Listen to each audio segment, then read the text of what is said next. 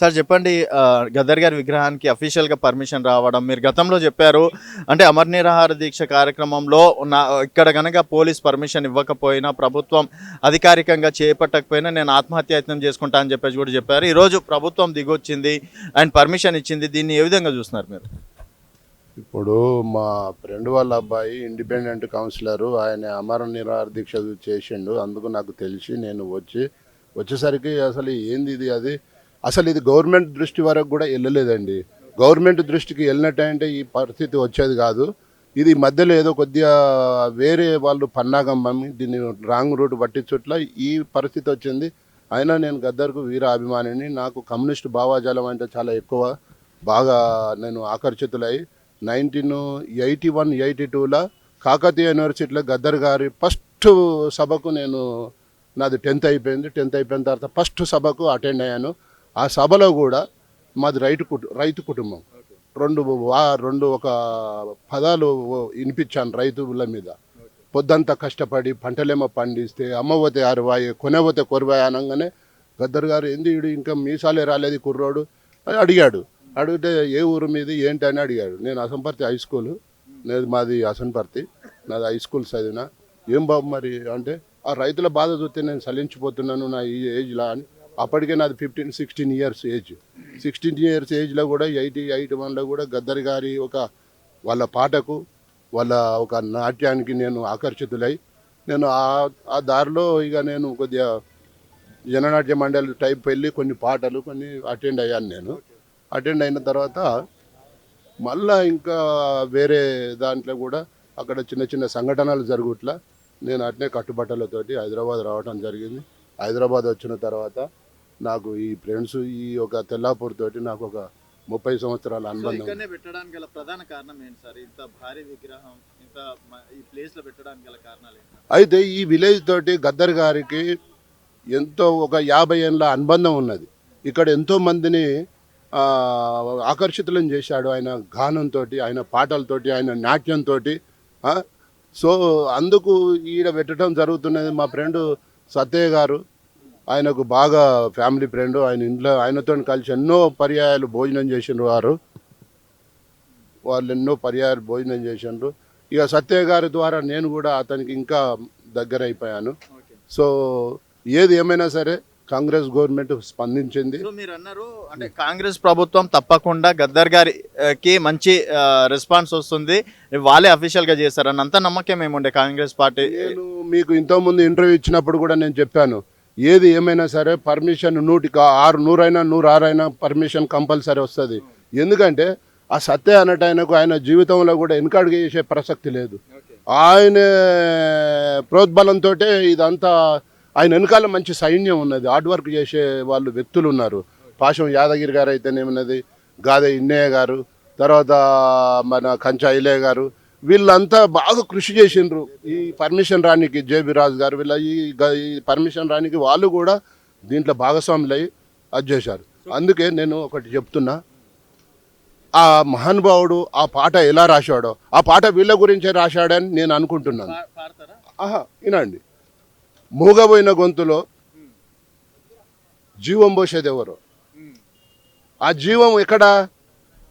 సత్యయ్య గారు కొడుకు తెల్లాపూర్ గ్రామ ప్రజలు జీవం పోస్తున్నారు. మూగబోయిన గొంతులో జీవం పోసేది ఎవరు అని ఆ మహానుభావుడు పాట పాడాడు. ఆ పాట ఇక్కడ ఈ తెల్లాపూర్ ప్రజల గురించి ఏమో అనుకుంటున్నా, ఇక్కడ వారు సత్యయ్య గారు కొడుకు జీవం పోస్తున్నారు. ఇది ప్రాణ ప్రతిష్ఠ అంటే ఇది, అది కాదు. ప్రాణ ప్రతిష్ఠ అంటే ఇది.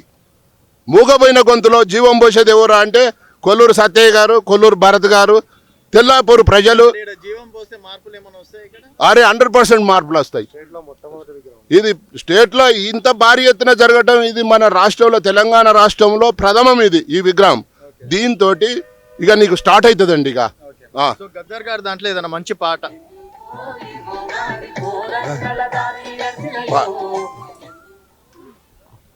గద్దర్ గారి పాట ఉన్నాయి కానీ మళ్ళా బండలు కొన్ని కొండలు మింగే కొండ చిలువ కూరలు చూడు ఎటిలో నవ్వుట చూడు చెమిలో నచ్చేదలు చూడు ఎటిలో నవ్వుట చూడు చెమిలో నచ్చేదలుడు జీవనాదుల చుట్టుముట్టిన గోళ్ళ జీవ గడ్డరా బాబు రేలా రేలా రేలా రేలా రేలా రేలా రే. ఇంకా చాలా ఉన్నాయి కానీ మర్చిపోయిన 40 ఏళ్ళు అయింది మేము దాన్ని వదిలేసి. సో మంచి ఇన్స్పిరేషన్ ఉన్న మాటలు ఏమైనా ఉన్నాయి గద్దర్ గారి దాంట్లో? ఉన్నాయి కానీ ఇప్పుడు ఈ సిచ్యువేషన్లో ఇక్కడ అన్ని నేను ఏది అర్జున్ మీరు ఫ్రీగా ఉన్నప్పుడు వస్తే నేను పాయింట్ టు పాయింట్ మీకు ఇంటర్వ్యూ ఇచ్చి ఆయన గురించి ఆయన జీవితం గురించి నేను చక్కగా చెప్తా.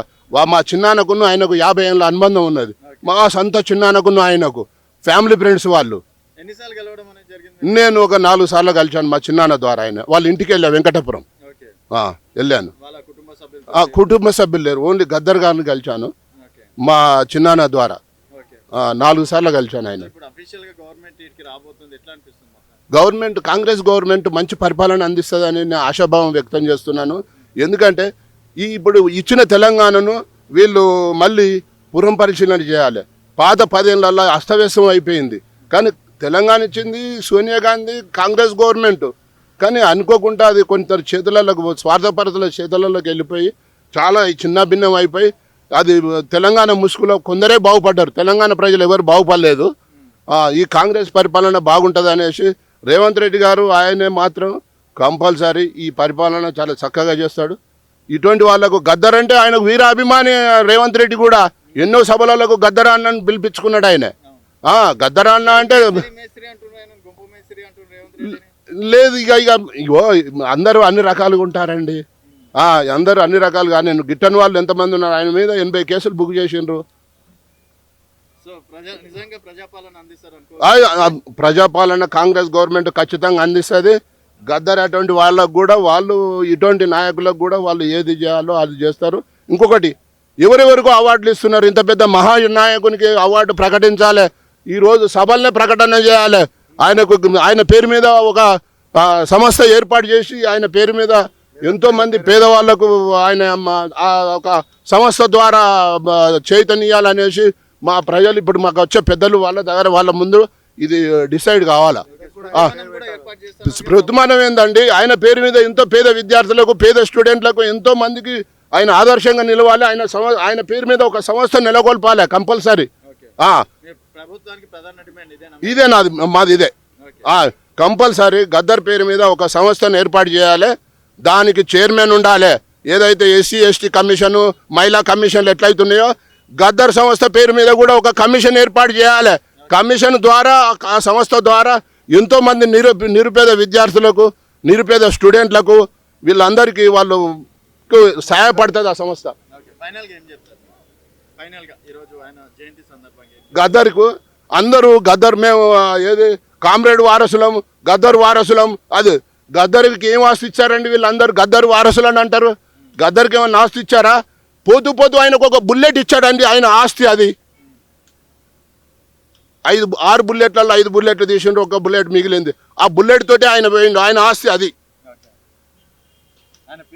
అరే కడుపు రగిలిపోతుందండి. అరే నాకు గద్దర్ అంటే చాలా ఇష్టం అండి. గద్దర్ భావాజాలం నాకు ఇష్టం కాబట్టి నేను వచ్చి ఈ పర్మిషన్ రాకపోతే నేను ఆత్మహత్య చేసుకుంటా అనేది. అందుకే ఎవరు అనలేదు, నేను గద్దర్కు వీర అభిమానిని, అందుకే ఆత్మహత్య చేసుకుంటా అని చెప్పాను నేను. నాకు చాలా సంతోషంగా ఉందండి, చాలా సంతోషంగా ఉంది నాకు. కానీ ఇంకొకటి, ఈ సంతోషం కన్నా గద్దర్ పేరు మీద ఒక సంస్థ ఏర్పాటు చేసి దాని పేరు మీద అవార్డులు కానీ చదువులు కానీ ఇంకా ఏదైనా మైనార్టీలకు ఏదైనా కానీ అప్పుడు సాయం పొందినప్పుడు దానికి చైర్మన్ సత్యనే చేయాలని కోరుకుంటున్నాను ఆయనకు. ఎందుకంటే ఆ సంస్థ నెలకొల్పిన తర్వాత ఈ కొల్లూరు సత్యని చైర్మన్ చేయాలి. ఎందుకంటే ఆయన గురించి ఎంతో శ్రమపడ్డారు. ఆయన డబ్బులు ఖర్చు పెట్టుకున్నాడు. వాళ్ళ కొడుకును అమర నిరాహార దీక్ష దించాడండి. ఒక్కడే కొడుకు ఆయనకు. ఎవరు చేస్తారు ఆ త్యాగం? ఎవరన్నా చేస్తారా? 5 కోట్ల మంది తెలంగాణ ప్రజలు ఉన్నారు. ఎవరు చేస్తారు? అమర నిరాహార దీక్ష చేస్తారా? ఆ అమరుని గురించి ప్రాణం పోశాడు. మూగవైన గొంతులో జీవం పోసేది ఎవరని అంటే తండ్రి కొడుకులు పోస్తున్నారు, తెల్లాపూర్ ప్రజలు పోస్తున్నారు. అది స్ఫూర్తి అంటే. వీళ్ళను చూసి ఈ తెలంగాణ ప్రజలు కొద్దిగా ఆకర్షితులై ఇంకా ఎన్నో విగ్రహాలు నెలకొల్పాలనేసి నా ఆశాభావం వ్యక్తం చేస్తున్నాను. Thank you. మీ యాజమాన్యానికి మీకు అందరికీ ధన్యవాదాలు. సో ఒక్కసారిగా గద్దర్ గారి గురించి చెప్తే ఎమోషనల్ అయ్యారు. గద్దర్ గారు చాలా మందికి అంటే ఇక్కడ ప్రాణం పోస్తున్నారు, ఆయన మన మధ్య లేకపోయినా అని చెప్పేసి కూడా వారు చెప్పడం అనేది జరుగుతుంది.